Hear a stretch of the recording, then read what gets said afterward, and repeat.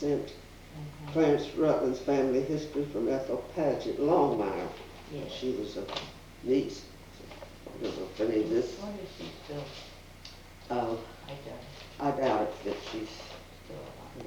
Would she be about 90 or so? Well, that's She not. might be. Well, We'll put those items out on the table and maybe we'll get a picture of them later on, a close-up.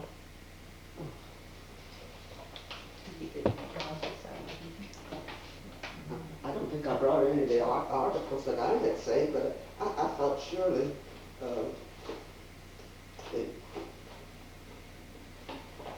that you'd have to go through files and all to find them. Sure. we'll have to do this all a second time. Yes, a third and a fourth, and there's no problem. All right, I suppose we'll start with an introduction, and Charlotte, you start. Who you are, Oh. and what your ties are to the museum, okay? I'm Charlotte Kinzie White.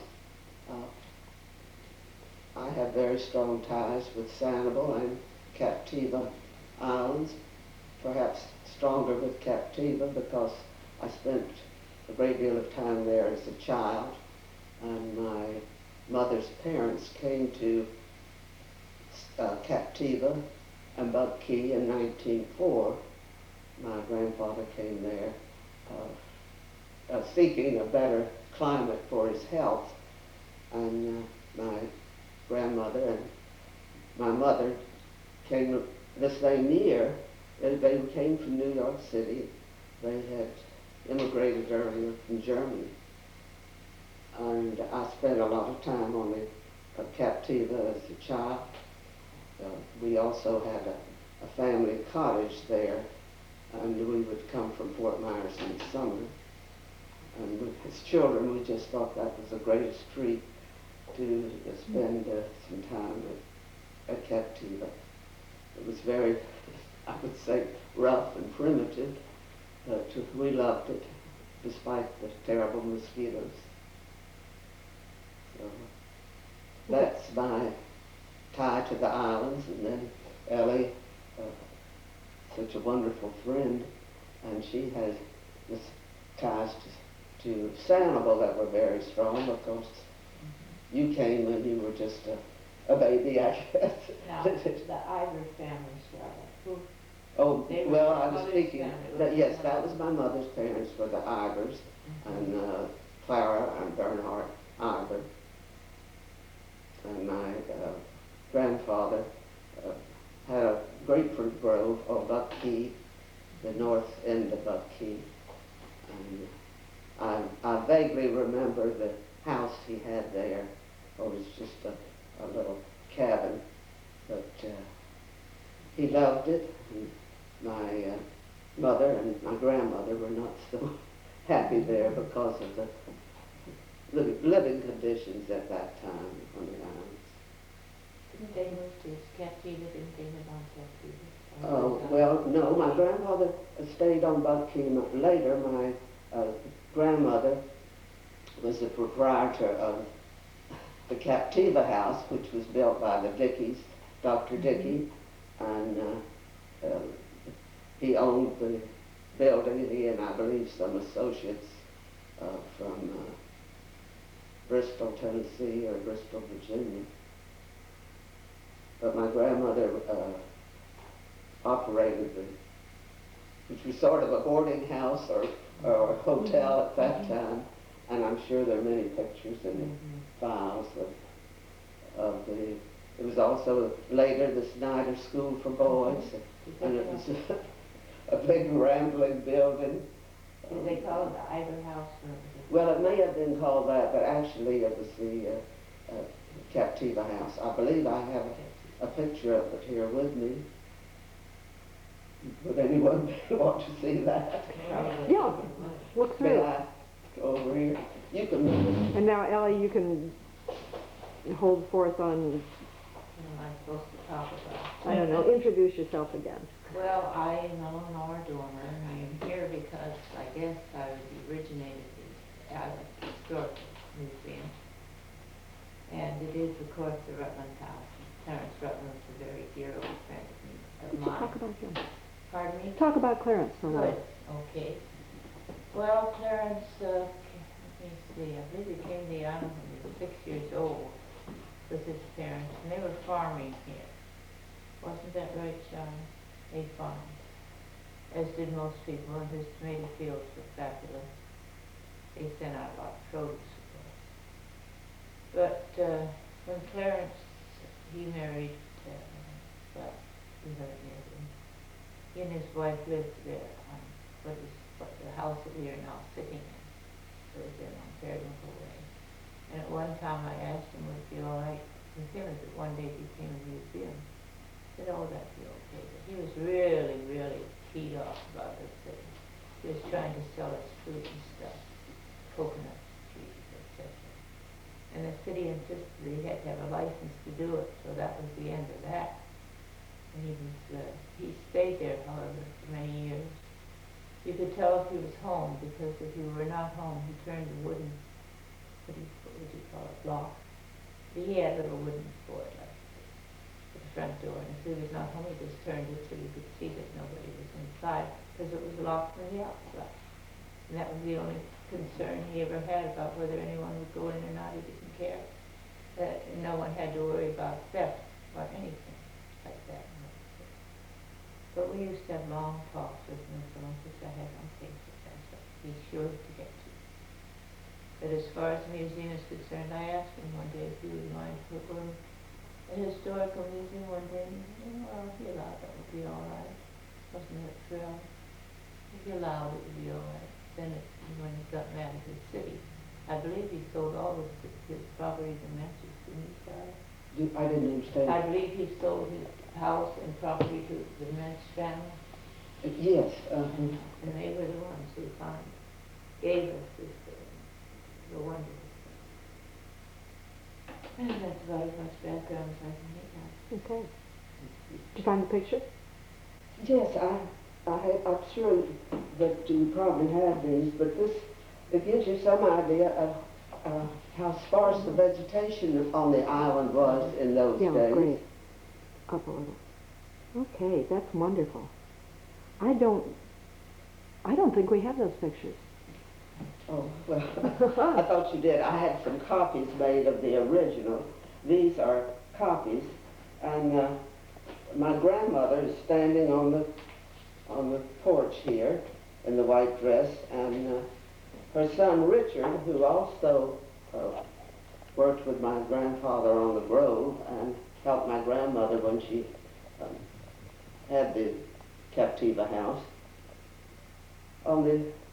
It was a two-story building, and it looks very primitive or crude.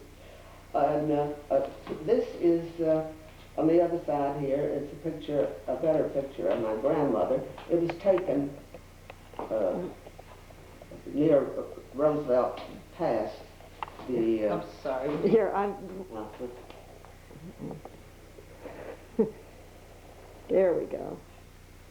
Okay, taken near Roosevelt Pass. Yes, which would have been, I'd say the bay side of the island there. Oh, thank you.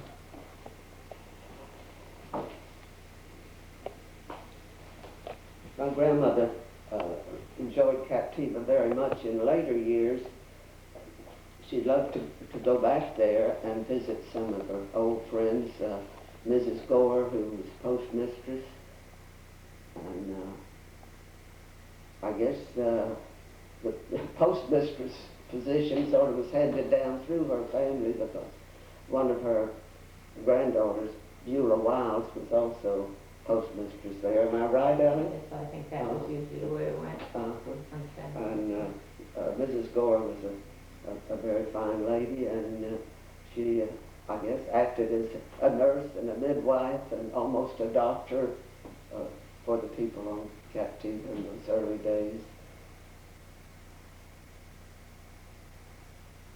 Later, when we would go as a family from Fort Myers I was born in Fort Myers and grew up there. Why, we would come in the summers only, and there'd be very few people on Captiva. Seems to me if we got 20 people together in an afternoon to go for a swim. Why, that was remarkable. But we loved it, and we had a lot of freedom as children there. Do you remember doing much shelling on the beach? Yes, oh yes, that was part of the daily routine. We would look for shells in the morning and take a swim, and then we had to stay out of the sun and the heat during the middle of the day and supposedly take a nap, but that didn't work too well. I think my parents, or my mother anyway, was aware of the damage that the sun could do to you. And we were always told to wear a hat, and we wore long-sleeved shirts and pants, or long pants, because to protect us from the mosquitoes, but it also protected us from the sun. I wish that more of that was done now. But we got the sun damage anyway. Yes, I do. How many people in your family, brothers and sisters? Oh, I have, when we were growing up, I had an older sister and brother. My sister Dorothy, and my brother Ernest, who later operated the ferry business and the boat business. The ferry business from Punta Rassa, and the early steamboats were out of Fort Myers that served the island and brought the mail and passengers. That was the Kinzie boat line? So that was the Kinzie boat line, and then the ferries were also owned by the Kinzie brothers. Originally, it was three brothers who started with the boat line. And what were the three brothers' names? Oh, the brothers were my George, who's the eldest, and my father, the middle son, was Andrew, and the youngest was Eric. And they came from Germany as very small boys with their mother, who came here to join her husband, who had come previously, and he was homesteading up the river near Alva, and he became ill and died shortly after his wife and his sons arrived from Germany to join him. That was in 1887. They arrived in what was, I guess it was Monroe County then, but should soon was Lee County. Anything I can... I can't think of anything else right now. You'll have to ask us some questions. Tell us a little bit more about Buck Key when you visited there as a child. What did it look like then compared to now? There was a great deal of mangrove all around the island. Evidently, some of the property, the interior part of it, when my grandfather came there, had already been cleared. And I don't think it was a very large area that was under cultivation, maybe 7 acres or something like that. And I believe the young grove had already been planted. And Was that grapefruit? Grapefruit. And the islands then grew beautiful grapefruit. There were trees planted at Wolford, there were groves at Wolford, there were groves on Captiva. There was what we always heard was a tidal wave that came and destroyed the trees and the groves that went over the island. And I think that occurred around in early 20s. One of the hurricanes. Yes, must have been due to a hurricane. But the hurricane that I heard so much about as a child was the 1910 hurricane. Ellie has an account of that in her book that I shared some of my family information. Yes, that was correct. So, Why don't you share it for the videotape, once you remember being told about the 1910 hurricane? oh, Well, my grandmother would, when we were older, would tell us about the 1910 hurricane, and it just made such a fascinating story for us as children. She was in the Captiva house on Captiva when evidently the weather got very bad, and of course they had no warning of hurricanes in those days except what the barometer told them. And she was getting her rooms ready for the winter season. I believe, when did that occur? In September or October? It was one or the other. I think it was October. late. I think it was a late Mhm. hurricane. Early October. And she knew the weather was getting bad. She was alone. My grandfather was on Buck Key, and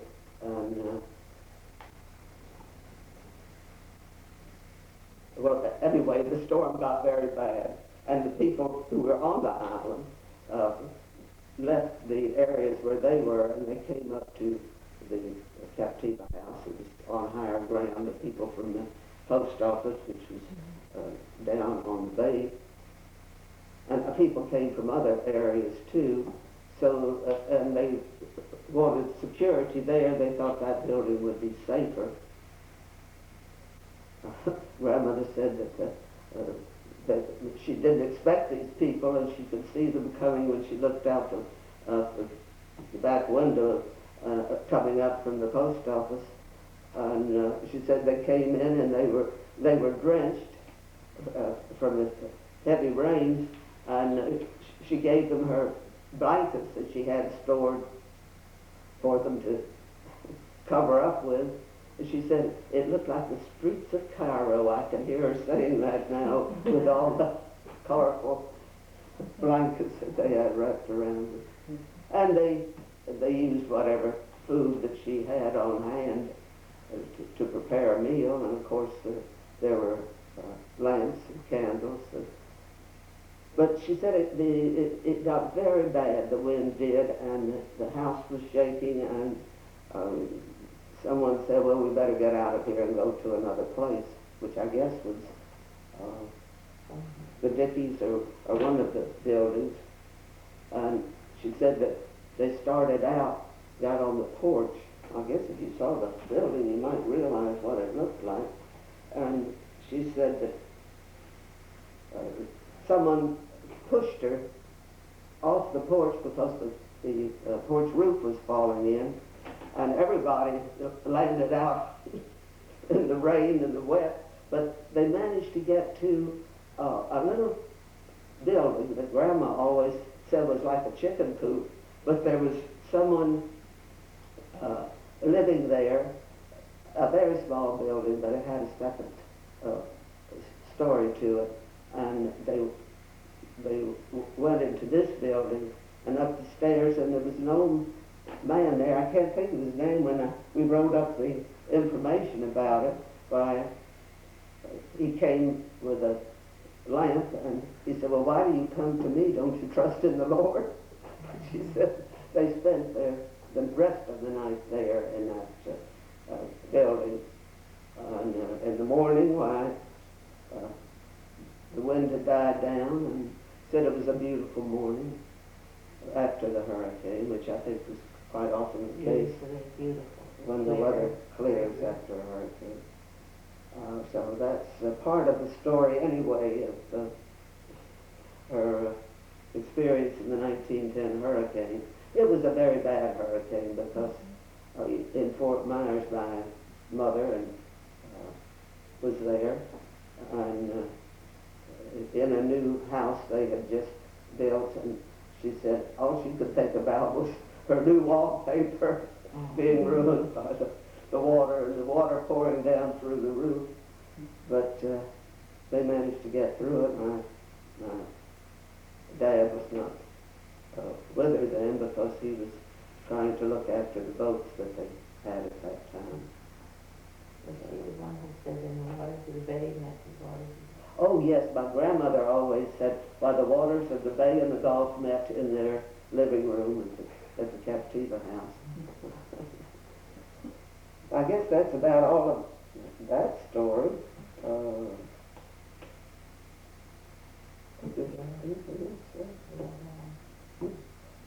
I have an old envelope here of Captiva cancellation, November 4th, 1907. It's a 2-cent stamp. I thought there's a letter there that shows the letterhead that was used for the Captiva house with my grandmother's name. I think it was C. Eyber and Son, proprietors. And up above, that's a picture of...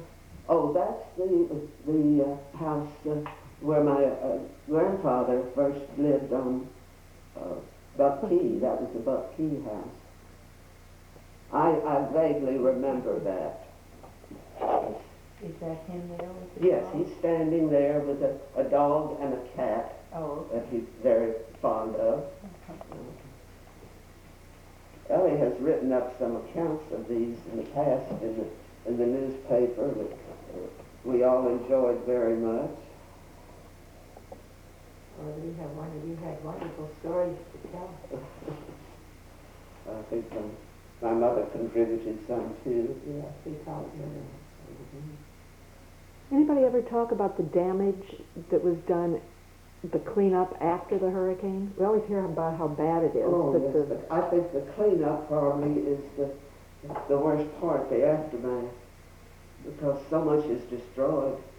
Roads, and I know in the Hurricane Donna, which was in 1960, the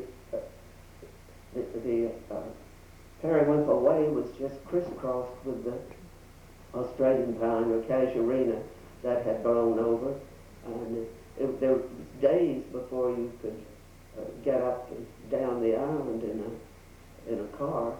They had to be some of them had before you could get power. It was difficult even cutting away the limbs. So I can't remember how long it took. I think it was about 10 days before the road was really usable.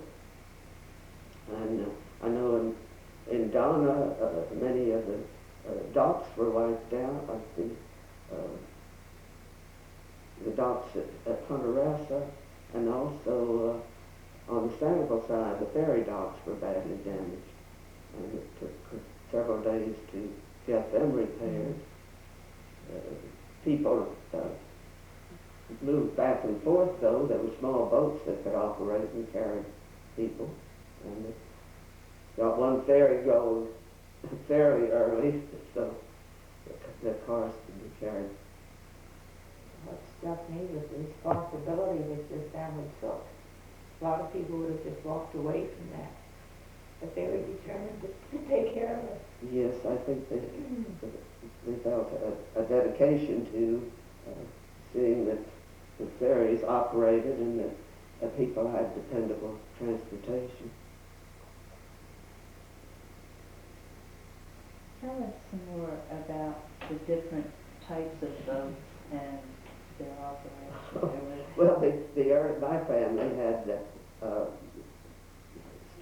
steamboats, and as a young man, my father also worked on the plant system steamers. The plant system had larger steamers that operated along the coast of Florida, and I guess other areas too, but mostly Florida.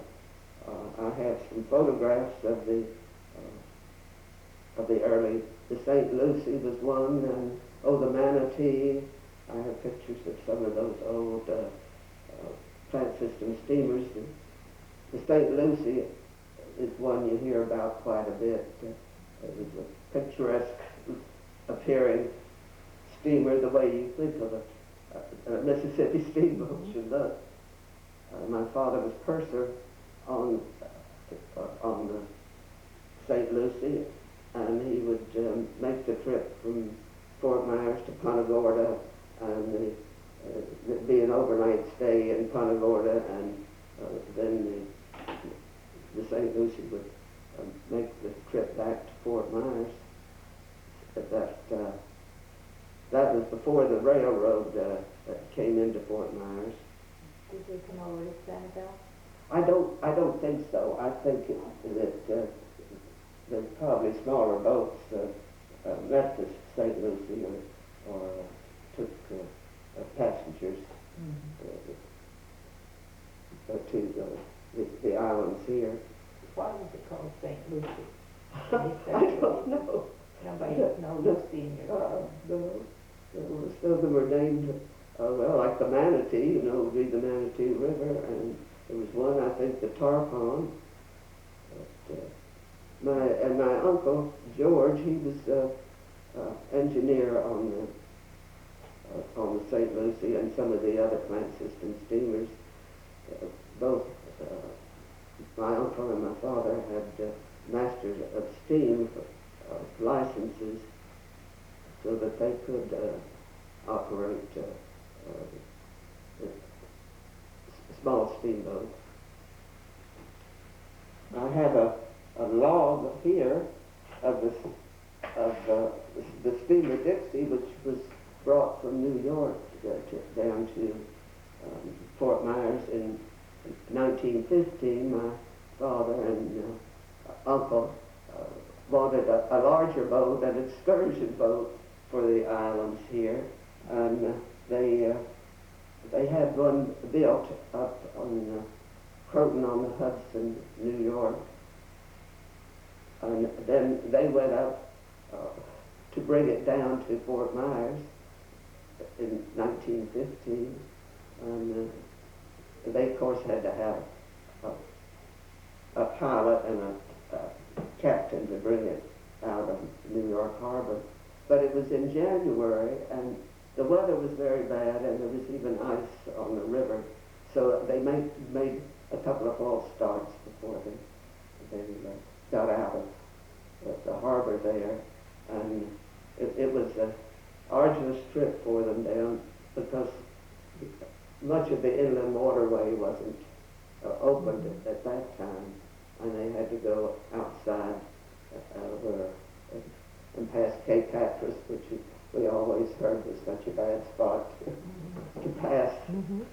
So that was, I had this little log which Ellie has seen, and she used some of the material for it when she wrote the Seashell Islands. She has an account in that of the log of the Dixie, but it also had a diary of my father's along with it. It's, I think that should be photographed too. well, this really is my my grandnephews, no, my nephews, both, because it goes to him, but this What was was his name? my nephew is Andy Kinzie. Oh, really? So, but he's the grandson of the Andrew Kinzie who made this trip down in 1915. I don't know what you want to see of this, but what does he say here?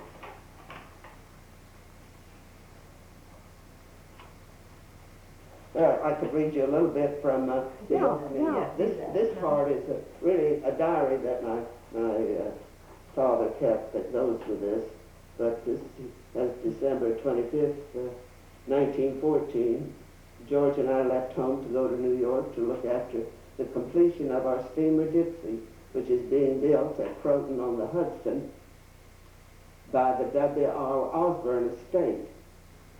Had a very pleasant trip as far as Jacksonville. They were going by train from Fort Myers to New York. But we had a very pleasant trip as far as Jacksonville, also beyond.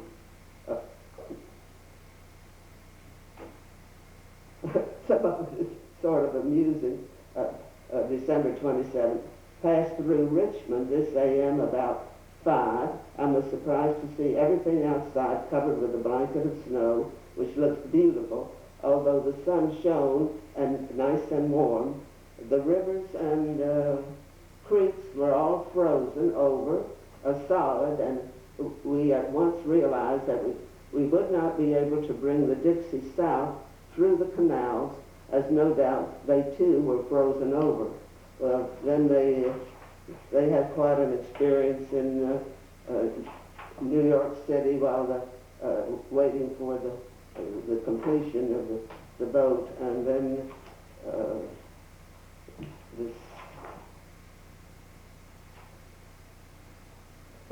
the log is Steamer Dixie, New York to Fort Myers,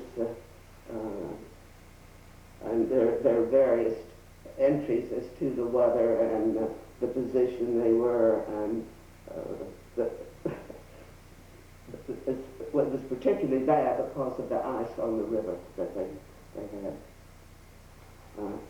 I don't know, there's an entry here, the passenger steamer Dixie at New York to Fort Myers, Florida, Andrew L. Kinzie, commander. I guess that was a term that was used for someone who was in charge of the boat. They had taken a Negro, is that okay to say? Yes, it's all right. From with them to New York City to, if he was someone who worked for the family, Dave Price, and my father was very much surprised when they got to the hotel where they were going to stay that Dave couldn't stay in the hotel where they were, because he thought, my father thought that all was equality in New York at that time, but that wasn't the case, and Dave Price had to go with a Negro family and stay with a Negro family in Brooklyn. It's according to my father's diary notes there. Would you want her to run through that one? It'll be on the other, one way or another. But to make that trip took from January 16th to February the 25th. So that was a very Big chunk out of the And that's just coming back. Yeah. that was because you see there was no inland water route in Florida. Then they had to go around. They stopped in Miami and they had to go around the tip of Florida and then come up the coast. Some of the description of Miami is rather interesting too. They stopped there and they bought stores that they needed. Do you have any of that written down about Miami? I'm afraid I might not find it right away. See what they have here.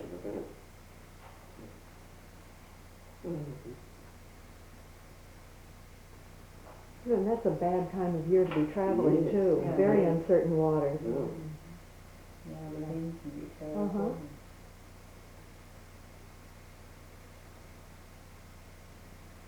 You lay up for a I don't while. know. They were here. They Might were. have something to do with the time. They passed Palm Beach about dark. This must have been around the 24th of February. Passed Jupiter Light at 11. Slowed down to make Miami.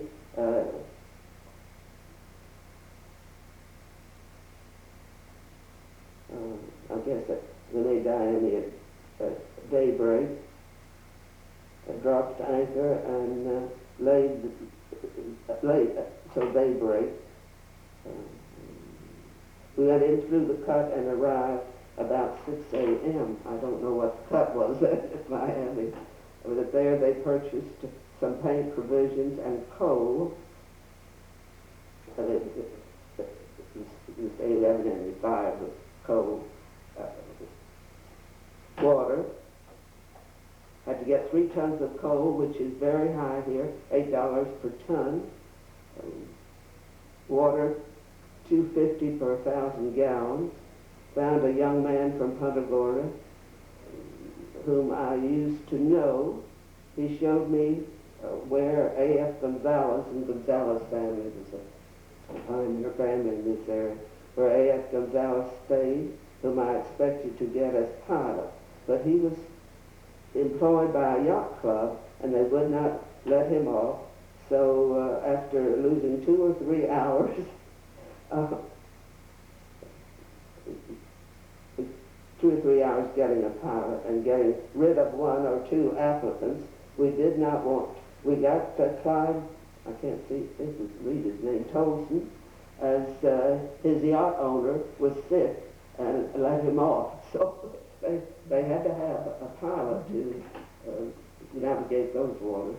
Left Miami at 11:30, came down as far as Tavernier Key and anchored, left with the winds, they always give the wind directions, northwest, died out about 2 p.m., sprang up at 4, went back to west. The direction of the wind evidently was very important, and blew so hard, could not hold the compass course in the dark on account of the drifting, so dropped in here after anchored at 6 miles from Miami. They didn't get very far.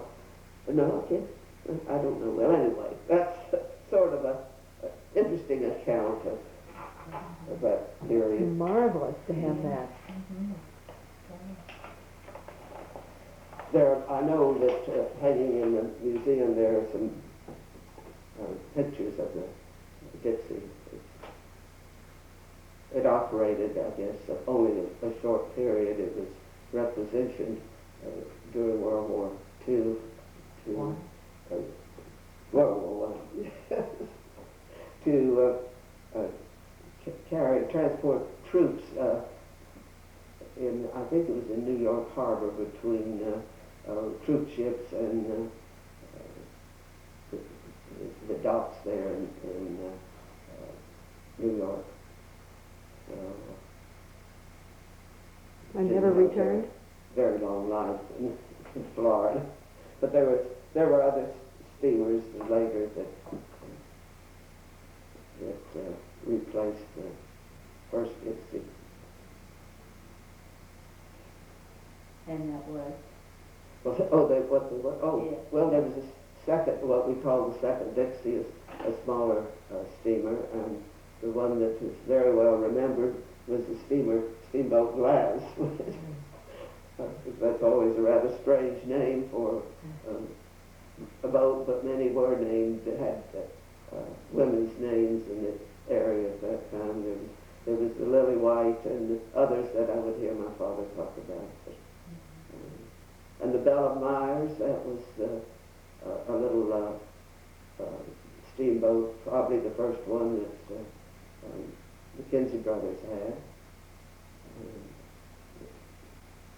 The Gladys was well remembered because I think it operated longer and was known to the people on the island because it would come from Fort Myers with the mail and provisions and passengers, and would stop on the island here at Matthews Wharf and what was the post office landing then, Reed's post office, and Wolford. There was a post office and docks at Wolford, and then Captiva, and would go over to Pine Island to St. James and deliver mail and pick up mail to come into Fort Myers so that it would be placed on the trains then to go north. And this, was the Senegal boat, Gladys. came into what was then called Matthew's Dock? Yes, that's where the Bailey store? Yeah, the Bailey store was there on Matthews dock, and the first Bailey store I remember was on Matthews Wharf, out on the wharf, and later, I guess following a storm, the store was on the bay shore there, just what would have been the location of Matthews Wharf. So I knew that the first store as a little girl when we would come on the boat with our father. Why, he would give us a nickel or a dime, which was a great treat, and we could go up to the store. We could go up to the store and get, what was it we liked? Ginger snaps.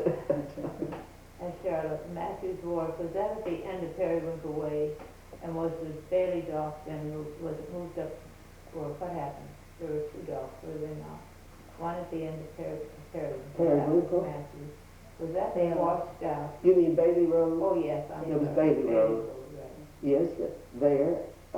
And there was also an early ferry landing there too.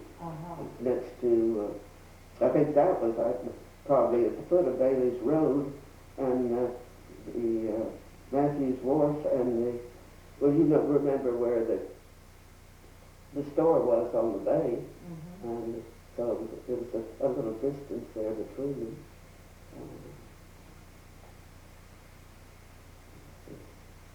And then, of course, the store was moved up to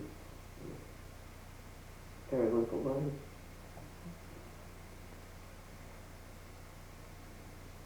Back in the elbow, there was, Oh yes, and later, the steamers carried the mail until about, I think it was the early 1930s. The mail contract was given to the Singleton brothers. That was very important, who had the mail contract, while that helped with the expense of operating the boat. And the Singleton brothers then operated out of Fort Myers, and it was known as the mail boat, and carried passengers too.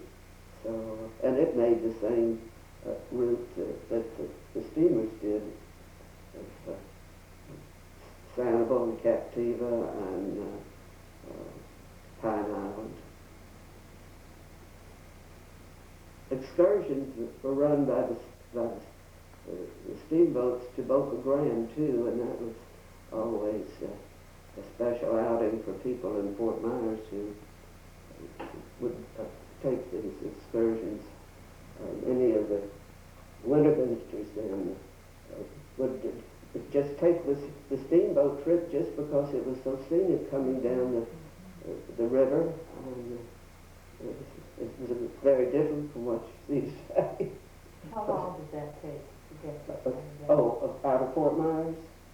Well, as I recall, the boats left Fort Myers and could carry 9 cars, maybe 10 if they were small, and it made about